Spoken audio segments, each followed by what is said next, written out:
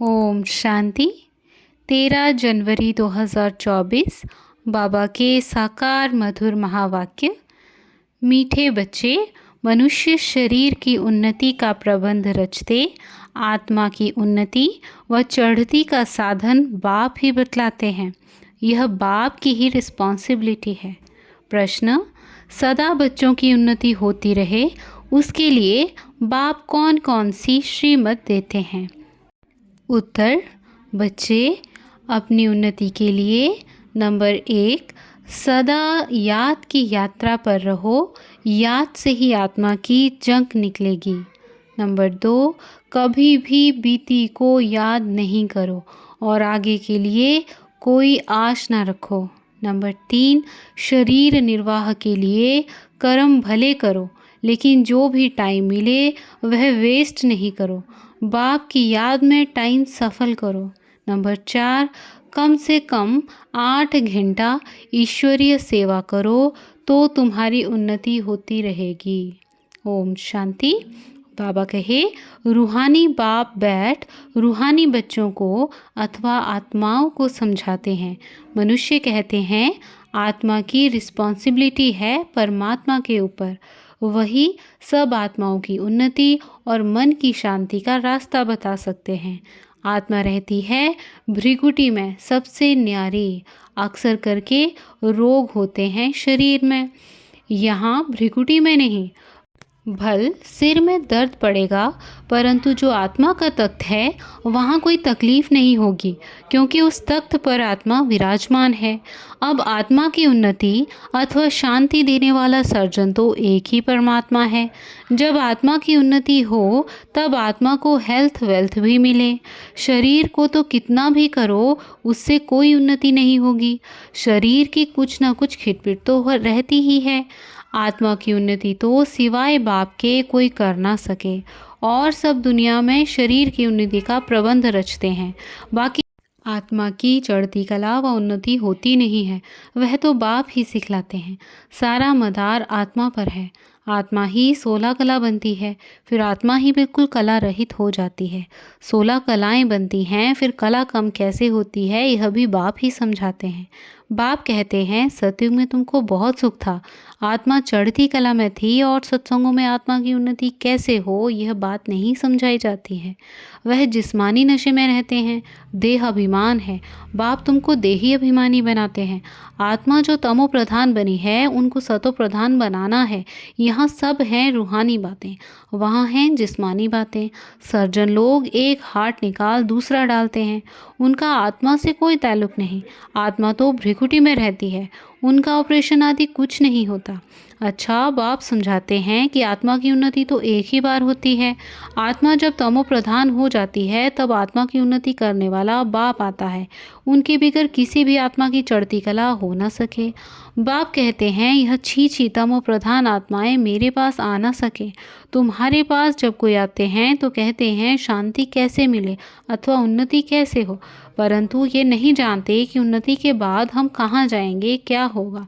पुकारते हैं पतित से पावन बनाओ, जीवन मुक्ति धाम में ले जाओ, तो आत्मा को ही ले जाएंगे ना। शरीर तो यहाँ खत्म हो जाएंगे, परंतु यह बातें किसकी बुद्धि में नहीं है। यह है ईश्वरीय मत, बाकी वह सब हैं मानव मत। ईश्वरीय मत से एकदम आसमान में चढ़ जाते हो, शांति धाम सुख धाम में। फिर ड्रामा अनुसार नीचे भी उतरना ही है। ड्रामा की उन्नति के लिए बाप के सिवाय और कोई सर्जन नहीं। सर्जन फिर तुमको आप समान बनाते हैं। कोई तो बहुतों की उन्नति अच्छी करते हैं, कोई मीडियम, कोई थर्ड औरों की उन्नति करते हैं। आत्माओं की उन्नति का जवाबदार है ही एक बाप। दुनिया में यह किसको मालूम नहीं। बाप कहते हैं इन साधुओं आदि का भी उद्धार करने मैं आता हूँ। पहले जब आत्मा आती है तो पवित्र ही आती है। अब बाप आए हैं सबकी उन्नति करने। नंबरवार पुरुषार्थ अनुसार तुम्हारी देखो कितनी उन्नति हो जाती है। वहाँ तुमको शरीर भी फर्स्ट क्लास मिलता है। बाप है ही अविनाशी सर्जन, वही आकर तुम्हारी उन्नति करते हैं, तो तुम ऊंच ते ऊंच अपने स्वीट होम में चले जाएंगे। वो लोग मून पर जाते हैं। अविनाशी सर्जन तुमको उन्नति प्राप्त कराने लिए कहते हैं माम एकम याद करो, तो विक्रम विनाश होंगे। बाप विश्व के बच्चों को लिबरेट करते हैं।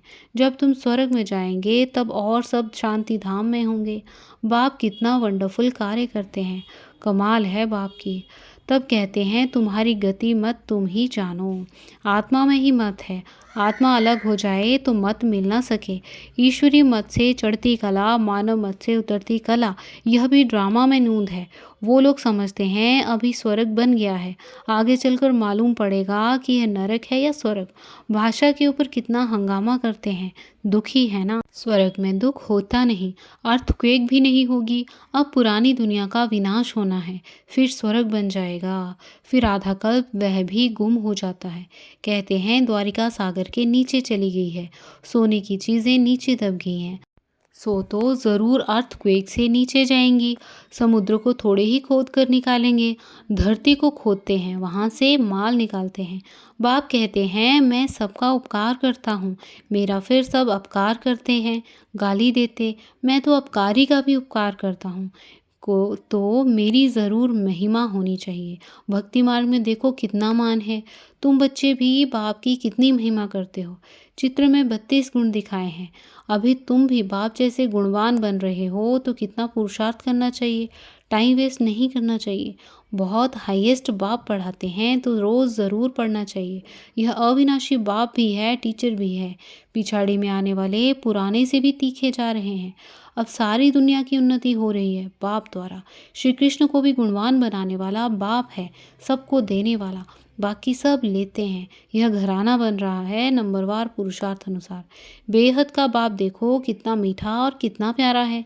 ऊंचे ते ऊंचे बाप द्वारा अब सबकी उन्नति हो रही है। बाकी तो सबको सीढ़ी उतरनी है। कमाल है बाप की। भल खाओ पियो सब कुछ करो, सिर्फ बाबा के गुण गाओ। ऐसे नहीं बाबा की याद में रहने से खाना नहीं खा सकते। रात को फुर्सत बहुत मिलती है, 8 घंटा तो फुर्सत है।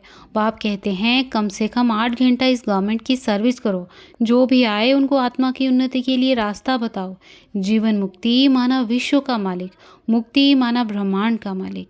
यह समझाना तो सहज है ना, परंतु तकदीर में नहीं है तो तदबीर क्या कर सकेंगे। बाप समझाते हैं कि बाप की याद सिवाय आत्मा की जंक निकल नहीं सकती। भले ज्ञान सारा दिन सुनाओ परंतु आत्मा की उन्नति का उपाय याद की सिवाय और नहीं। बाप बच्चों को बहुत प्यार से रोज़ रोज़ समझाते हैं, परंतु अपनी उन्नति करते हैं व नहीं करते हैं वह हर एक खुद समझ सकते हैं। यह सिर्फ तुम नहीं सुनते हो, परंतु सब सेंटर्स वाले बच्चे सुनते हैं। यह टेप रखी है, यह भी अपने में आवाज़ भर कर जाती है सर्विस पर। यह बहुत सर्विस देती है। बच्चे समझते हैं शिव बाबा की मुरली हम सुनते हैं, तुम्हारे द्वारा सुनने से इनडायरेक्ट हो जाता है। फिर यहाँ आते हैं डायरेक्ट सुनने के लिए। फिर बाबा ब्रह्मा मुख द्वारा सुनाते हैं अथवा मुख द्वारा ज्ञान अमृत देते हैं। इस समय दुनिया तमोप्रधान हो गई है तो उस पर ज्ञान की वर्षा चाहिए। वह पानी की वर्षा तो बहुत होती है, उस पानी से तो कोई पावन नहीं बन सकता। यह है सारी ज्ञान की बात। बाप कहते हैं अब जागो, मैं तुमको शांति धाम ले जाता हूँ। आत्मा की उन्नति भी इसमें है, बाकी सब हैं जिस्मानी बातें।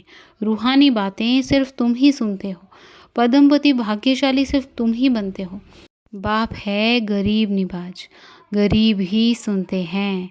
तब बाप कहते हैं अहिल्याओं गणिकाओं को भी समझाओ, सतयुग में ऐसी बातें नहीं होती। वह है बेहद का शिवालय, अब है बेहद का वैश्यालय। बिल्कुल ही तमोप्रधान है, इससे जास्ती मार्जिन नहीं है। अब इस पतित दुनिया को चेंज होना है। भारत में राम राज्य और रावण राज्य होता है। जब अनेक धर्म हो जाते हैं तब अशांति हो जाती है, लड़ाई तो लगती ही रहती है। अब तो बहुत ज़ोर से लड़ाई लगेगी। कड़ी लड़ाई लग फिर बंद हो जाएगी, क्योंकि राजाई भी स्थापन हो, कर्मातीत अवस्था भी हो। अभी तो कोई कह ना सके, वह अवस्था आएगी तो पढ़ाई पूरी हो जाएगी, फिर ट्रांसफ़र हो जाएंगे अपने पुरुषार्थ अनुसार। इस भंभोर को आग तो लगनी है, फटाफट विनाश हो जाएगा। उनको खूनी नाहेक खेल कहा जाता है। नाहेक सब मर जाएंगे, रक्त की नदियाँ बहेंगी, फिर घी दूध की नदियाँ बहेंगी। हाहाकार से जय जयकार होगी। बाकी सब अज्ञान निद्रा में सोते सोते ही खत्म हो जाएंगे। बड़ी युक्ति से स्थापना होती है, विघ्न भी पड़ेंगे, अत्याचार भी होंगे। अब माताओं द्वारा स्वर्ग का द्वार खुलता है। हैं तो पुरुष भी, परंतु माता जन्म देती है तो उनको पुरुष से ज़्यादा इजाफा मिलता है। स्वर्ग में तो नंबरवार सब जाएंगे। कोई 2 जन्म मेल के भी बन सकते हैं। हिसाब किताब जो ड्रामा में नूत है वही होता है। आत्मा की उन्नति होने से कितना फर्क पड़ जाता है। कोई तो एकदम हाईएस्ट बन जाता है, कोई तो बिल्कुल लोएस्ट। कहाँ राजा तो कहाँ प्रजा। मीठे मीठे बच्चों को बाप समझाते हैं, अब पुरुषार्थ करो, योग से पवित्र बनो, तब धारणा हो। मंजिल बहुत ऊंची है। अपने को आत्मा समझ, बहुत प्यार से बाप को याद करना है। आत्मा का परमात्मा के साथ लव है ना, यह है रूहानी लव, जिससे आत्मा की उन्नति होती है। जिस्मानी लव से गिर पड़ते हैं, तकदीर में नहीं है तो भागंती हो जाते हैं। यज्ञ की बड़ी संभाल चाहिए। माताओं की पाई पाई से यज्ञ की सर्विस हो रही है। यहाँ गरीब ही साहूकार बनते हैं। सारा मदार पढ़ाई पर है। तुम अभी सदा सुहागिन बनती हो, यह सबको फीलिंग आती है। माला का दाना बनने वालों को कितनी अच्छी फीलिंग चाहिए। शिव बाबा को याद करते सर्विस करते रहो तो बहुत उन्नति हो सकती है। शिव बाबा की सर्विस में शरीर भी न्यौछावर करना चाहिए। सारा दिन नशा रहे, यह मासी का घर नहीं है। देखना है हमने अपनी कितनी उन्नति की है। बाबा कहते हैं बीती को याद ना करो, आगे की कोई आश मत रखो। शरीर निर्वाह अर्थ कर्म तो करना है। जो टाइम मिले उसमें बाप को याद करो तो विक्रम विनाश होंगे। बाबा बांधेलियों को भी समझाते हैं कि तुम्हें पति को बहुत नम्रता प्यार से समझाना है। कोई मारे तो उन पर फूल की वर्षा करो। अपने को बचाने की बड़ी युक्ति चाहिए। आंखें बड़ी शीतल चाहिए, कभी हिले नहीं। इस पर अंगद का भी मिसाल है, बिल्कुल अडोल था। तुम सब महावीर हो। जो कुछ पास हुआ उनको याद नहीं करना है, सदैव हर्षित रहना है, ड्रामा पर अटल रहना है। बाप खुद कहते हैं मैं भी ड्रामा के बंधन में बांधा हुआ हूँ, बाकी और कोई बात नहीं। श्री कृष्ण के लिए लिखा है सुदर्शन चक्र से मारा, यह सब कथाएं हैं। बाप तो हिंसा कर ना सके, यह तो बाप टीचर है, मारने की बात नहीं। यह बातें सब इस समय की हैं। एक तरफ ढेर मनुष्य हैं, दूसरे तरफ तुम हो। जिनको आना होगा आते रहेंगे, कल्प पहले मिसल पद पाते रहेंगे। इसमें चमत्कार की बात नहीं। बाप रहमदिल है, दुख हरता सुख करता है, फिर दुख कैसे देंगे। अच्छा, मीठे मीठे सीखी लदे बच्चों प्रति माता पिता बाप दादा का याद प्यार और गुड मॉर्निंग। रूहानी बाप की रूहानी बच्चों को नमस्ते। हम रूहानी बच्चों की रूहानी माता पिता बाप दादा को याद प्यार गुड मॉर्निंग और नमस्ते। शुक्रिया बाबा, शुक्रिया। धारणा के लिए मुख्य सार, कम से कम 8 घंटा ईश्वरी गवर्नमेंट की सर्विस कर अपना टाइम सफल करना है। बाप जैसा गुणवान बनना है। जो बीता उसे याद नहीं करना है। बीती को बीती कर सदैव हर्षित रहना है। ड्रामा पर अडोल रहना है। आज का वरदान, संकल्प बोल और कर्म के व्यर्थ को समर्थ में परिवर्तन करने वाले होली हंस भव। विश्लेषण, होली हंस का अर्थ है संकल्प बोल और कर्म के व्यर्थ को समर्थ में परिवर्तन करने वाले। क्योंकि व्यर्थ जैसे पत्थर होता है, पत्थर की वैल्यू नहीं, रत्न की वैल्यू होती है। होली हंस फौरन परख लेता है कि यह काम की चीज़ नहीं है, ये काम की है।